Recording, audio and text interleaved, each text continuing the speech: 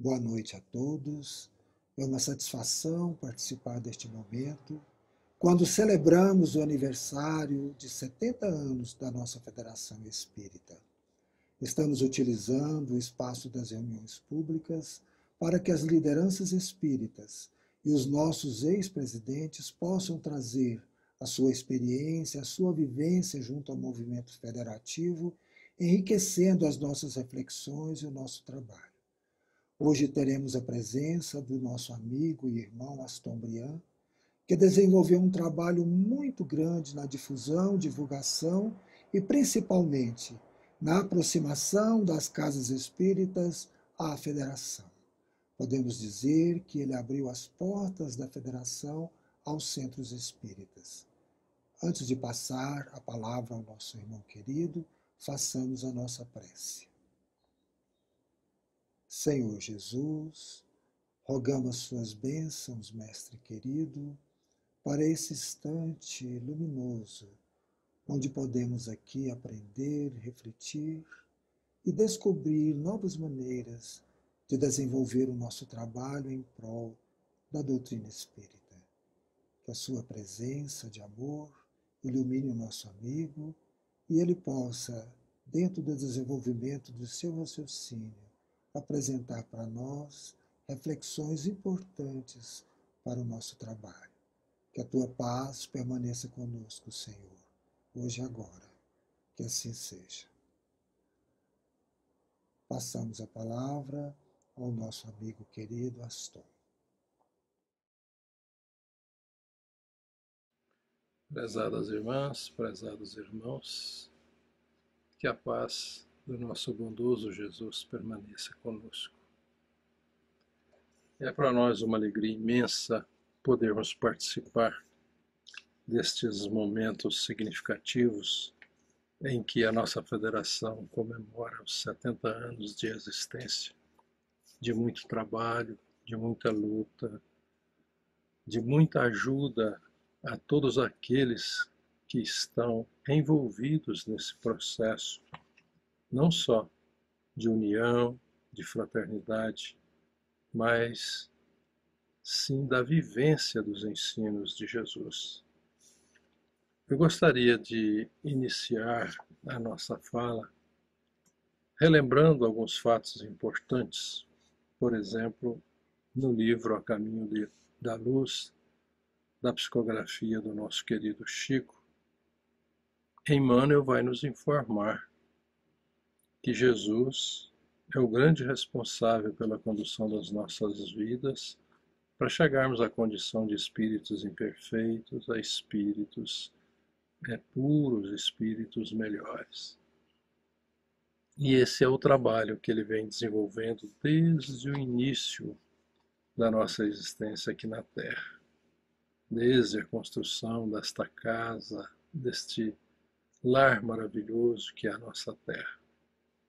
Eu gostaria então, assim, da gente citar algumas coisas importantes, por exemplo, quando ele próprio afirma, quando ele despede dos apóstolos, e ele fala então que e eis que eu estarei convosco todos os dias até a consumação dos séculos, demonstrando assim que ele vai nos acompanhar até chegarmos à condição de espíritos perfeitos. E isso é algo que nos traz assim uma alegria imensa, porque sabemos que nós não estamos sozinhos e que tem um espírito da categoria de Jesus nos auxiliando, ajudando a nossa caminhada. Eu me recordo também quando no livro Boa Nova, quando Jesus tem aquele gesto do lava-pés, que é tão significativo. Humberto de Campos relata ali no, se não me engano, no capítulo 25.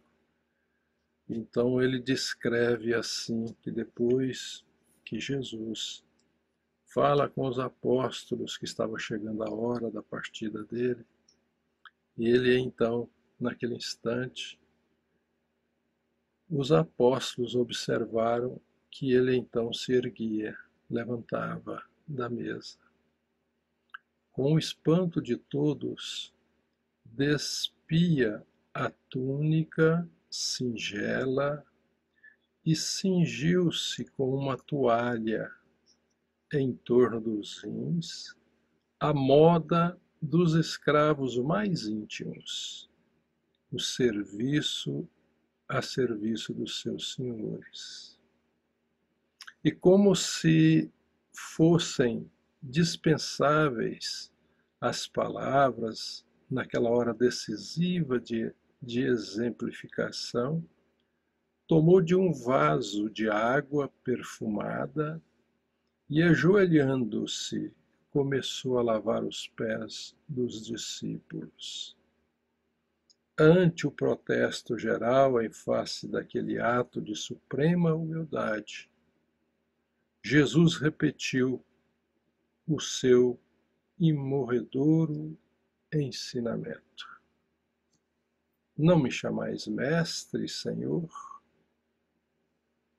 E dizeis bem, porque eu sou. Se eu, Senhor e Mestre, vos lavo os pés, deveis igualmente lavar os pés uns dos outros no caminho da vida.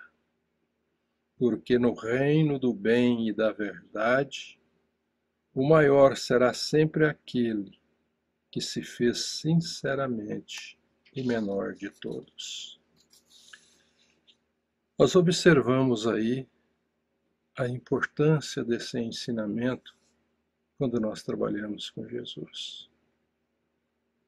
Essa capacidade de compreensão dos seus ensinos, dessa vivência, de podermos uns auxiliar os outros, porque essa é a grande tarefa.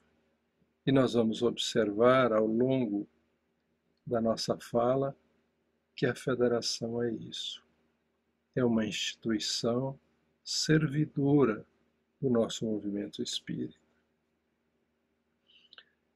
E outro exemplo significativo que eu gostaria de relembrar para que possa fazer parte do nosso raciocínio neste momento é aquela atitude do Paulo quando perseguia Ananias na estrada de Damasco. E ao ver Jesus, então, literalmente ele cai do cavalo, e aí ele fala aquela frase famosa: Senhor, o que queres que eu faça? E respondeu-lhe o Senhor: levanta-te e entra na cidade, e lá te será dito o que te convém fazer. Isso está em Atos dos Apóstolos, capítulo 9, versículo 6. Emmanuel faz um comentário desta página que eu considero fantástico, porque vem demonstrar como que deve ser o trabalho nosso com Jesus, com aqueles que estão conosco nesta luta. Então, Emmanuel fala assim: se Jesus tinha o conhecimento de tudo, sabia quem era Paulo e o que ele deveria fazer, por que não esclareceu? Por que pediu para que ele entrasse na cidade e lá lhe seria dito o que convinha fazer? Então Emmanuel fala: é que a lei da cooperação entre os homens é o grande e generoso princípio, através do qual Jesus segue de perto a humanidade inteira pelos canais da inspiração. E ele então fala: o mestre ensina os discípulos e consola-os através deles próprios. Quanto mais o aprendiz lhe alcança a esfera de influência, mais habilidade ou mais habilitado estará para constituir-se em seu instrumento fiel e justo. Então aqui nós já dois grandes momentos significativos de que nós precisamos caminhar juntos uns com os outros, ajudando, amparando, protegendo. E mais ainda, que os trabalhadores que chegam até nós, é tarefa nossa ensiná-los, conduzi-los para que possam também, compreendendo os ensinos de Jesus e o trabalho que deve ser feito. E assim, com esses dois ensinos, a gente tem uma noção muito clara do trabalho federativo.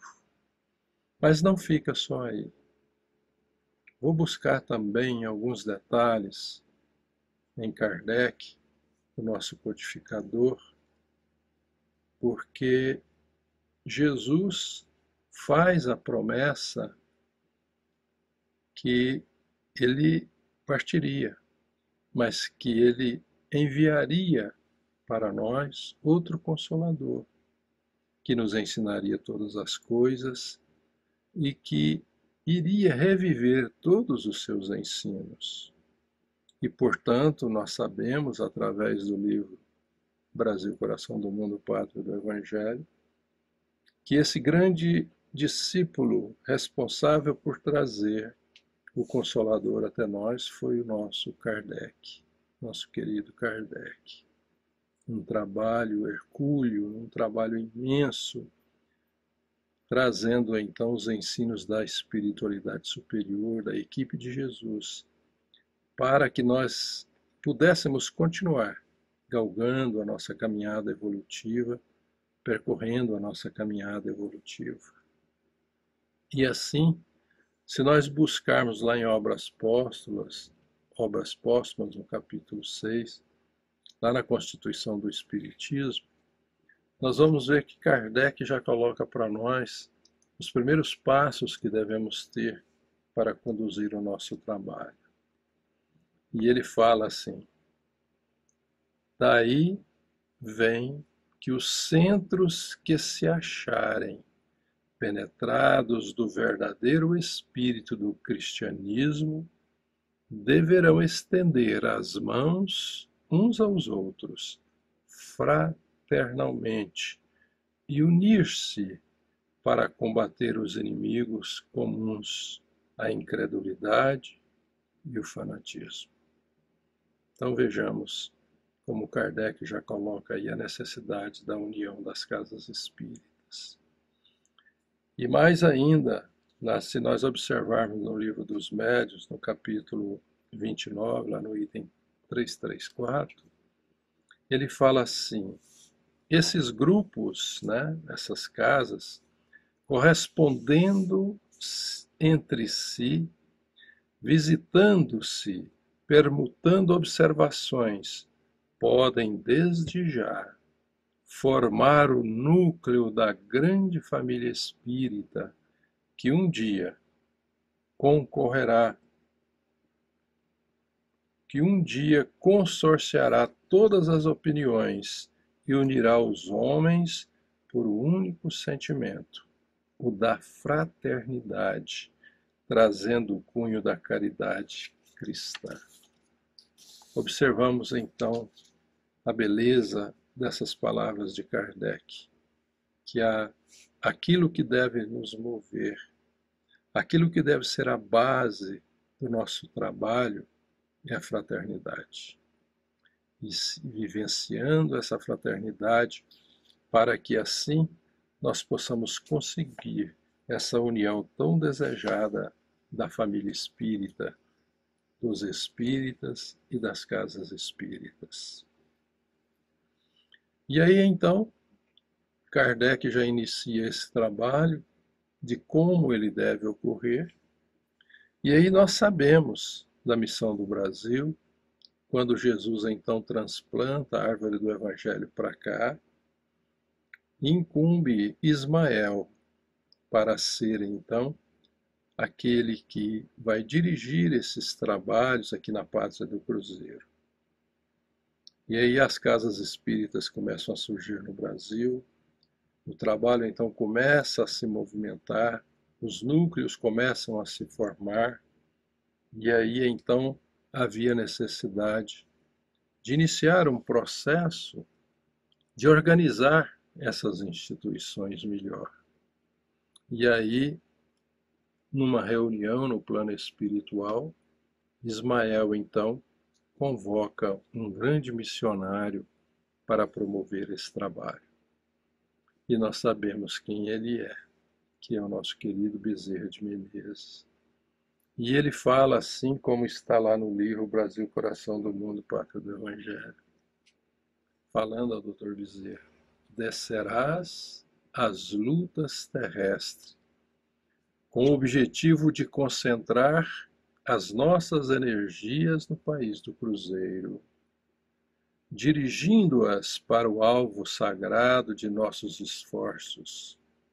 E olha que importante: arregimentarás todos os elementos dispersos com a dedicação do teu espírito, a fim de que possamos criar o nosso núcleo de atividades espirituais dentro dos elevados propósitos de reforma e regeneração. E ele então fala para o Dr. Bezerra: não precisamos encarecer aos teus olhos a delicadeza dessa missão, mas com a plena observância do Código de Jesus e com a nossa assistência espiritual, pulverizarás todos os obstáculos à força da perseverança e da humildade, considerando os primórdios de nossa obra, consolidando os primórdios de nossa obra, que é a obra de Jesus. E aí então, nesse primeiro contato de Ismael com o nosso Dr. Bezerra, ele reencarna. E ele faz, como nós sabemos, aquele trabalho imenso de união das casas espíritas, de união dos espíritas, e foi então assumindo a presidência da Federação Espírita Brasileira, e ele fez esse trabalho então usando a fraternidade, usando o amor, que era a sua característica própria, né? Então, o Dr. Bezerra consegue fazer esse imenso trabalho. Posteriormente, a FEB, então, já estava então com todo esse trabalho de promover essa união dos espíritas e essa união das casas espíritas, ela então fazia diretamente através do seu Conselho Federativo a ligação com as casas espíritas a nível Brasil. E surgiu então um grande movimento que nós sabemos que foi o Pacto Áureo, e o Pacto Áureo foi de significativa importância, porque ele instituiu o Conselho Federativo Nacional com o objetivo de que cada estado pudesse criar uma instituição que pudesse então unir as casas espíritas do seu estado.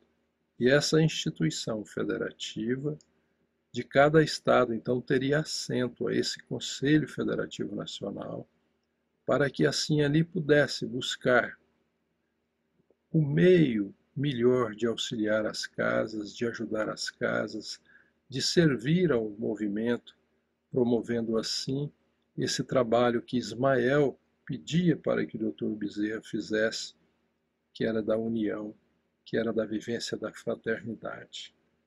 Assim, então, logo após a instituição do Pacto Áureo, surge então a nossa Federação Espírita do Estado de Goiás, com o nome de União Espírita Goiana, que depois passou a ser a Federação. E aí, nesse trabalho da federação, a base, ou seja, a missão de todas as federativas estaduais é de promover a unificação do movimento espírita dentro do Estado, com base nos princípios de Allan Kardec, né? Mediante a ação conjunta com as casas espíritas. E aí auxiliar na difusão, no estudo e na prática da doutrina espírita. Esse trabalho, portanto, é fundamental. E a FEEGO só existe porque existem os centros espíritas. Ela é a razão de existir por causa dos centros. Para que possa, então, fazer esse trabalho de união, de fraternidade e, como consequência desse trabalho, promover a unificação. E a unificação nem sempre é bem compreendida, porque muitas vezes confundem o que seja unificação. A unificação é trabalharmos em torno dos princípios de Kardec. Cada casa espírita ela é independente, ela é livre. E a federação não existe para impor, mas para auxiliar, para ajudar. Esse é o papel da federação, o papel federativo. E assim esse trabalho importante de promover essa união das casas espíritas, Dr. Bezerra, após já o seu desencarne, já no plano espiritual, ele continuava auxiliando as casas espíritas. E em 1963, ele traz uma mensagem importante para o nosso movimento espírita. E essa mensagem tem alguns tópicos que são significativos. Eu selecionei 3 para que a gente compreenda o papel da federação de uma forma mais tranquila, mais clara. E dentre essa mensagem, num dos pontos que eu escolhi para que nós pudéssemos analisar, é o que ele diz da seguinte forma: mantenhamos o propósito de irmanar, aproximar, confraternizar e compreender. E, se possível, estabeleçamos em cada lugar onde o nome do Espiritismo apareça, por legenda de luz, um grupo de estudo, ainda que reduzido, da obra kardeciana à luz do Cristo de Deus. Olha o incentivo dele, para que nós então pudéssemos irmanar, aproximar, confraternizar, compreender uns aos outros. Portanto, em nenhum momento existe uma orientação que a federação fiscaliza, que a federação manda no movimento espírita. Não, ao contrário. É exatamente o da fraternidade. E ele fala aqui que é algo importante, onde nós pudermos criar um núcleo de estudo para que, quem sabe, no futuro se torne um centro espírita, é um papel da federação, é um papel nosso dos espíritas. E aqui cabe um dado importante. Nosso estado, por exemplo, nós temos aí 246 municípios. Desses 246 municípios, quase 40% deles não têm casa espírita. Então vocês vejam o quanto é importante esse trabalho de nós unirmos para podermos realizar esse trabalho que Jesus espera de nós. Veja um outro ponto importante da mensagem do Dr. Bezerra. Em cada templo, ou seja, em cada centro espírita, o mais forte deve ser escudo para o mais fraco, o mais esclarecido, a luz para o menos esclarecido. Seja o sofredor o mais protegido e o mais auxiliado, como entre os que menos sofram, seja o maior aquele que se fizer o servidor de todos, conforme a observação do Mestre Jesus. Olha que coisa bonita, não é? Então é uma casa onde nós devemos vivenciar realmente a fraternidade, os que entendem mais ajudando os que não entendem, os sofredores sendo protegidos e amparados, e assim por diante. E na última fala do Dr. Bezerra, que eu gostaria que a gente ressaltasse nesse momento importante, é que ele diz assim: libertação da palavra divina é desentranhar o ensinamento do Cristo de todos os cárceres a que foi algemado. Apenas o Espiritismo retém bastante força moral para se não prender a interesses subalternos e efetuar a recuperação da luz que se derrama do verbo cristalino do Mestre, descedentando e orientando almas. Então aqui ele traz uma pincelada de muitas vezes do não entendimento correto do ensino de Jesus, e que a nossa missão na Casa Espírita, missão da Federação, é auxiliar no entendimento correto, libertando esses ensinamentos de cárceres, de dogmas, de rituais, de situações as mais diversas que nós observamos no nosso movimento cristão. Bom, dentro desse apanhado que a gente está fazendo, eu achei um fato muito importante no livro Crônicas de Além-Túmulo, que nos ajuda muito a compreender a situação ainda do nosso povo, a situação ainda daqueles que procuram a Casa Espírita. Isso está no capítulo 20 de Crônicas de Além-Túmulo do nosso Humberto de Campos. Quando então ele estava numa praça em Belo Horizonte e ele viu um vulto. E desenrolando o diálogo, ele percebeu que era Simão Pedro que ali estava. Ele pergunta então o que Simão Pedro estava fazendo ali, e ele fala que venho visitar a obra do Evangelho aqui instituída por Ismael, filho de Abraão e de Agar, e dirigida dos espaços por abnegados apóstolos da fraternidade cristã. Ora, quem que ele foi visitar? Quem é que estava ali próximo a Belo Horizonte, se não Pedro Leopoldo e o nosso Chico ali? Então ele foi visitar a obra do Evangelho ali, foi visitar o Chico.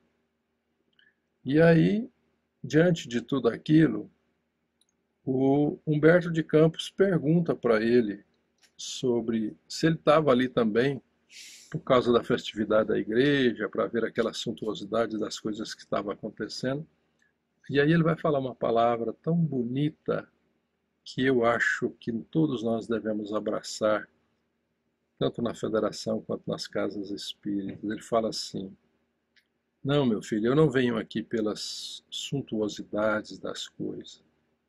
Esperam-me, longe destas ostentações mentirosas, os humildes e os desconsolados.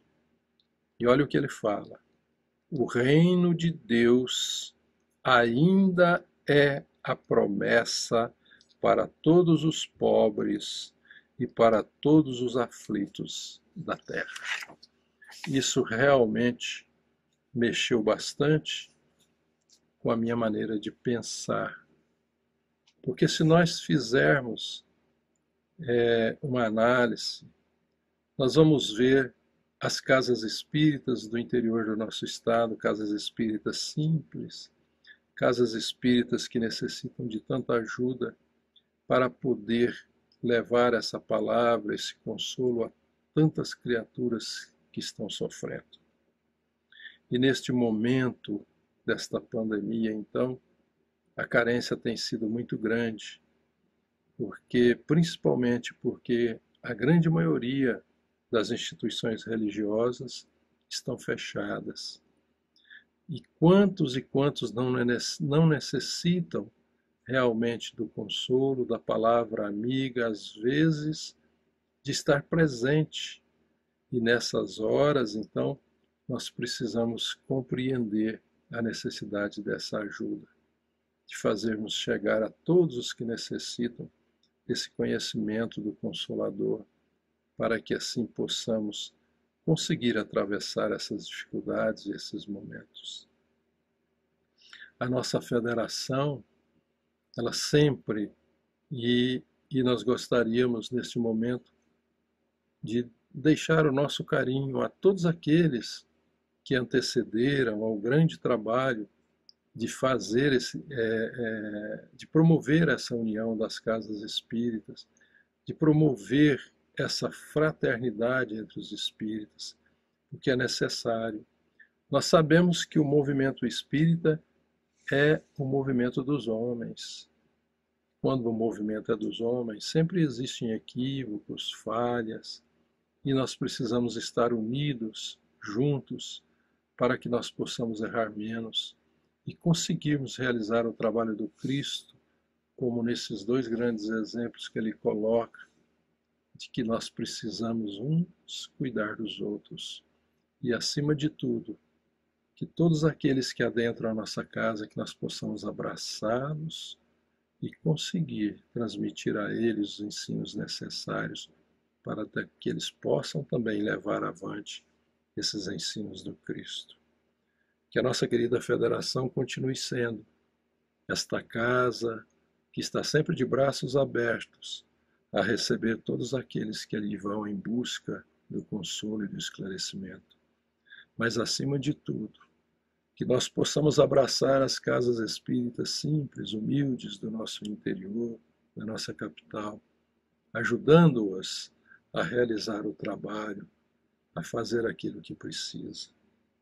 E uma das coisas importantes que eu vejo no nosso movimento é exatamente essa necessidade de estarmos presentes, juntos aos mais necessitados. Portanto, nesta fala simples que eu pude aqui colocar, eu só tenho a agradecer. Agradecer por ter participado da federação, por participar ainda e por poder ainda continuar com esse trabalho imenso em nome do Cristo, juntos, unidos, para que assim possamos dar continuidade à implantação do Consolador que Jesus trouxe até nós. Muito obrigado, um abraço carinhoso a todos. Nós te agradecemos, querido amigo, pelas reflexões, pelas referências que nos trouxe para o nosso estudo. Que tudo isso seja bem aproveitado por nós. Agradeçamos então a Deus este momento, onde pudemos aprender tanto. Muito obrigado, Senhor, por mais esse momento, por mais essa reunião, por mais essa celebração dos 70 anos da nossa federativa. Que a tua paz, Senhor, permaneça conosco, hoje e sempre. Que assim seja.